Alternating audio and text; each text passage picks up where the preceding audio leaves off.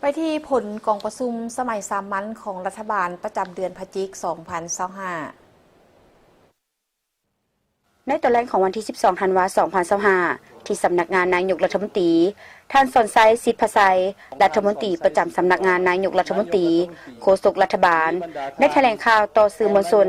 เกี่ยวกับผลของกองประชุมสมัยสามัญของรัฐบาลประจำเดือนพฤศจิกายน 2025 ว่ากองประชุมดังกล่าวได้ไขขึ้นในตอนเช้าของวันที่ 11 และอัดลงในตอนแรกของวันที่ 12 ธันวาคม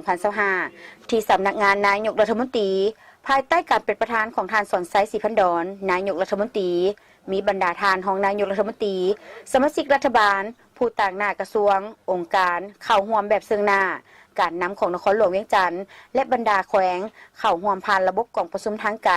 เพื่อรับฟังและประกอบความเห็นต่อการรายงานสภาพพ้นเด่นประจำเดือนพฤศจิกและทิศทางแผนการเวียกยุดซุมประจำเดือนธันวาคม 2025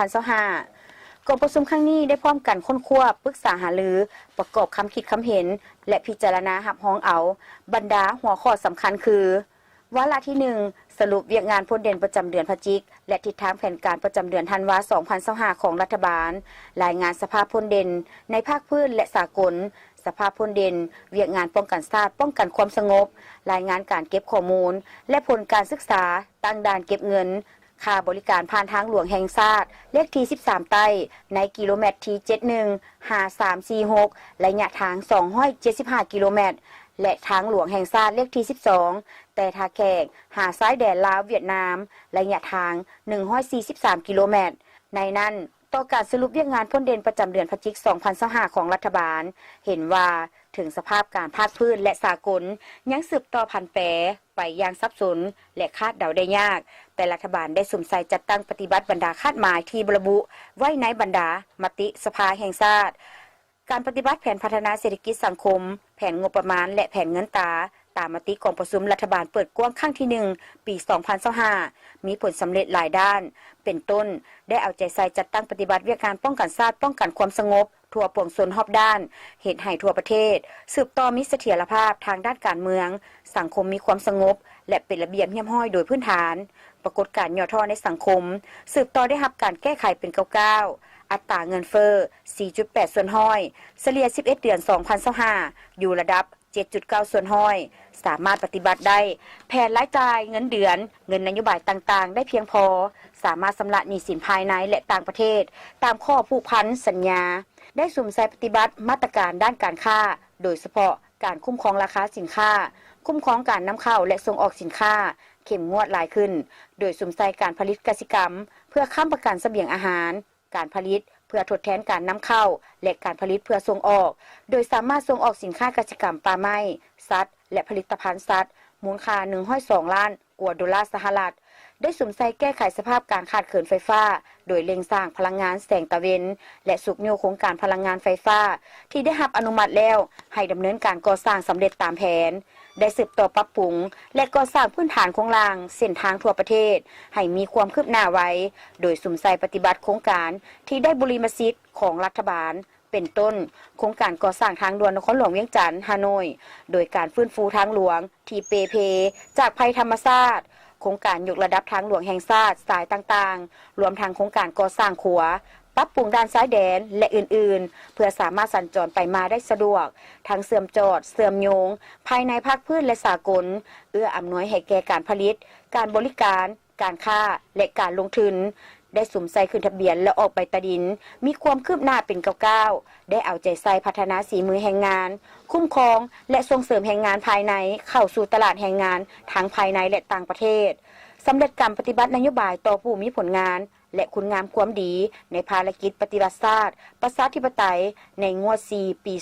2025 จำนวน 272 ทานเป็นเงิน5 ตื้อกว่ากีบได้สืบต่อให้ความช่วยเหลือแก่บรรดาแขวงที่ได้รับผลกระทบจากภัยพิบัติในระยะผ่านมาเป็นต้นสนองงบประมาณเพื่อสำหรับโครงการฟื้นฟูฉุกเฉินและปัจจัยอื่นๆสำหรับทิศทางแผนเวียกจุดสุมประจำเดือนธันวาคม 2025 กองประชุมได้ชี้นำคะแนนการท้องถิ่นและภาคส่วนเกี่ยวข้องเอาใจใส่บรรดาเวียกงานสำคัญดังนี้ 1. สืบต่อปฏิบัติเวียกงานป้องกันชาติป้องกันความสงบทั่วปวงชนรอบด้านสุ่มใส่ลงก่อสร้างรากฐานการเมืองพัฒนาชนบทแก้ไขความยุ่งยากของประชาชนติดพันเวียกงานสามสร้าง แก้ไขปรากฏการณ์ย่อท้อต่างๆในสังคมให้ลดน้อยถอยลงติดตามกำแหน่งสภาพการและแก้ไขตอบโต้ข่าวปลอมที่สร้างความปั่นป่วนอย่างเป็นระบบทันการแก้ไขอาวุธที่นำใส่บ่ถูกต้องเอาใจใส่ติดตามการเข้าออกของคนต่างดาวแก้ไขปัญหาสแกมเมอร์แก๊งคอลเซ็นเตอร์สืบต่อปฏิบัติแผนรักษาความสงบและปลอดภัยให้แก่การจัดงานสำคัญต่างๆของชาติและกองประชุมใหญ่ผู้แทนทั่วประเทศครั้งที่12ของพรรค2. สุ่มใส่การเตรียมความพร้อมด้านต่างๆให้แก่การดำเนินกองประชุมผู้แทนทั่วประเทศครั้งที่12ของพรรคการเลือกตั้งสมาชิกสภาแห่งชาติสุดที่10และสภาประชาชนขันแขวงสุดที่5 3. สุ่มใส่การเตรียมกองประชุมรัฐบาลเปิดกว้างครั้งที่2ปี2025ตามหัวข้อที่กำหนดไว้ 4. สืบต่อสุ่มใส่ปฏิบัติบรรดามาตรการแก้ไขปัญหาเคียงห้อนทางด้านเศรษฐกิจการเงินโดยเฉพาะอัตราเงินเฟ้อการเก็บรายหับการเก็บกู้หนี้สินการแก้ไขหนี้สินสุ่มใส่ส่งเสริมการผลิตสินค้าติดพันกับการสร้างเศรษฐกิจเอกราชเป็นเจ้าตนเองให้แข็งแรงไปเคียงคู่กับจำกัดการนำเข้าสินค้าฟุ่มเฟือยและอื่นๆ 5. สืบต่อปรับปรุงกงจากการจัดตั้งตามมติของคณะบริหารงานส่วนกลางภาคเลขที่ 03 ทับคบสพและมติของสภาแห่งชาติเลขที่ 05 ทับสพสโดยเฉพาะการสร้างตั้งตาแสงให้สอดคล้องกับกฎหมายว่าด้วยการปกครองท้องถิ่นฉบับปรับปรุงปี 2025และนิติกรรมอื่นๆให้สำเร็จตามแผน 6. สุ่มใส่กฎกาคืนตัวเลขครูทั่วประเทศให้ชัดเจนและคิดรายเงินเดือนครูตามที่การปรับปรุงเงินเดือนใหม่ของรัฐบาลให้สำเร็จทันการเบิกเงินเดือนใหม่ในเดือนมังกร 2026ไปเคียงคู่กับการปรับปรุงนิติกรรมที่เกี่ยวข้องสืบต่อสุ่มใส่การเกี่ยมความพร้อมสำหรับการปรับปรุงระบบสามัญศึกษา 7. สืบต่อสุขยู่ส่งเสริมการท่องเที่ยวให้แข็งแรงขึ้นกว่าเก่า 8. สืบต่อติดตามสุขยู่หัวหน่วยนำไส้แรงงานและแรงงานอยู่บรรดาเขตเศรษฐกิจพิเศษเขตอุตสาหกรรมนิคมอุตสาหกรรมให้การเคลื่อนไหวถูกต้องตามกฎหมายอย่างเคร่งครัดสืบต่อพัฒนาสีมือแรงงานลาวให้มีคุณภาพกวดกาคืนตัวเลขคาดหมายในการปฏิบัตินโยบายต่อผู้มีผลงานในซุ้มปีต่อหน้าให้ละเอียด 9. สืบต่อจัดตั้งปฏิบัตินโยบายสุขยู่ส่งเสริมการก่อสร้างและซ่อมแปลงทางระยะใหม่สืบต่อสุ่มใส่สุขยู่บรรดาโครงการก่อสร้างเส้นทางบุรีมสิทธิ์ปรับปรุงบูรณะและซ่อมแปลงเส้นทางหลวงแห่งชาติและทางหลวงท้องถิ่นในขอบเขตทั่วประเทศให้สำเร็จตามแผนฮิมฮอนสมทบปรึกษาหารือให้เป็นเอกภาพกันเกี่ยวกับการกำหนดรูปแบบวิธีการและอัตราการเก็บค่าผ่านทางที่มอบให้ผู้ประกอบการเป็นผู้ซ่อมแปลงและบูรณะรักษา 10. หิมฮอนผันขยายผลกองประชุมพบปะประจำปี 2026ระหว่าง2กรมการเมืองลาวเวียดนามกองประชุมครั้งที่ 48 ของคณะกรรมการร่วมมือทวีภาคีระหว่าง2รัฐบาลลาวและเวียดนามโดยให้กำหนดหน้าเวียกและแบ่งความรับผิดชอบละเอียดสืบต่อการเกี่ยมรอบด้านให้แก่การนำขั้นสูงของภาครัฐไปเคลื่อนไหวเวียกงานอยู่ต่างประเทศ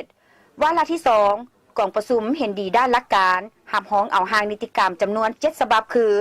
1. หางดำรัสว่าด้วยการปรับไหมและการนำใช้มาตรการอื่นๆต่อผู้ละเมิดกฎหมายและระเบียบการเกี่ยวกับทรัพย์สินของรัฐ 2. หางดำรัสว่าด้วยเงินเดือนผลประโยชน์และนโยบายอื่นๆต่อสมาชิกของสำนักงานผู้ต่างหน้า